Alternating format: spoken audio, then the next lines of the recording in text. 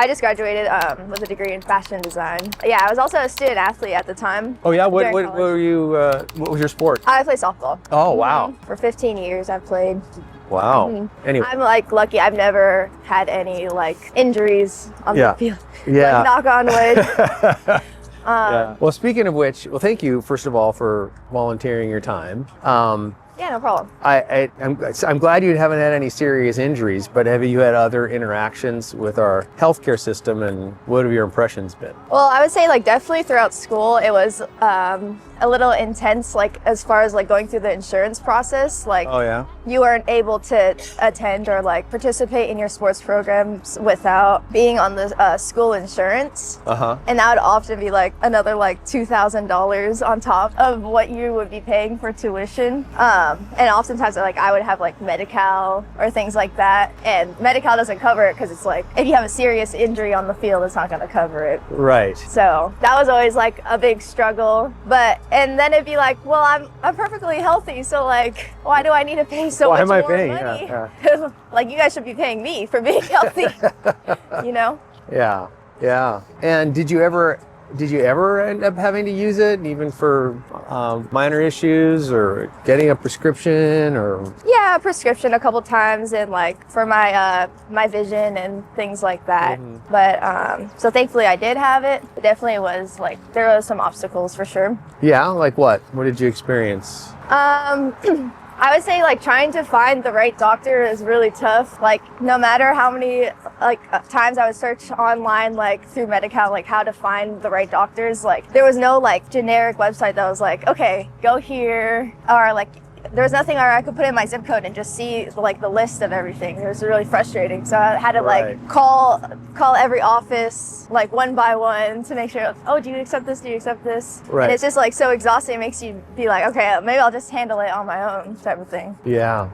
And how about prescription drugs? You said a couple times you needed to do that. What was that experience like? Well, I have Kaiser, and I had to get a prescription, and they had told me, oh, you can go to Walgreens and pick it up. And then once I went to Walgreens, it was like an hour-long wait.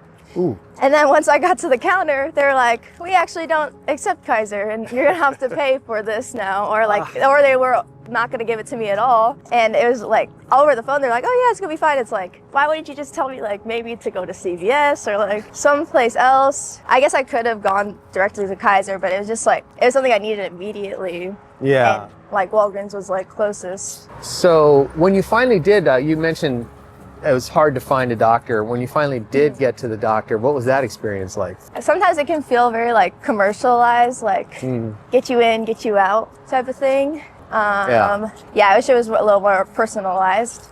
Yeah. How long did the doctor spend with you? About like maybe 20 minutes or so, 20, 30 minutes. Okay.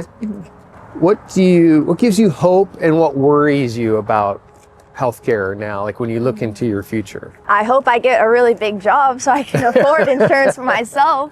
I don't know, like I already have help from the government for Medi-Cal and stuff, and sometimes like I feel like I could be more supported, so it feels like the only thing I can do is just keep working harder to reach better insurance. Like it's not going to be just given to me. Like I got to kind of go through hoops and hurdles, because even with Medi-Cal, it's like it's a long process just to get it, and like thankfully I have it.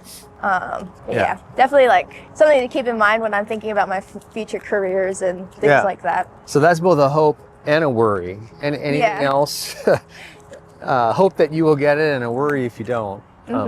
Anything else worries you about the healthcare in the future? Oh, what worries me is that we need to have more information and studies on women's health, because a lot of the research is just based on men's health, and a lot of times it doesn't translate over.